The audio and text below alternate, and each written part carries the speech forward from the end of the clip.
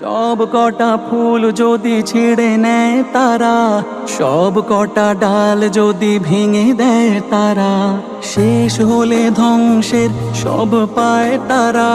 নিত্য সুফলা মাঠে জন্মাবে চারা, শাখা প্রশাখায় ভরে যাবে ফুল কলি, সুরভির সমাবেশে জড়ো হবে অলি। আবার নতুন করে ছড়াবে সুঘ্রাণ, আবারও নতুন সুরে সাজাবে সে গান। রুখা কি যাবে আর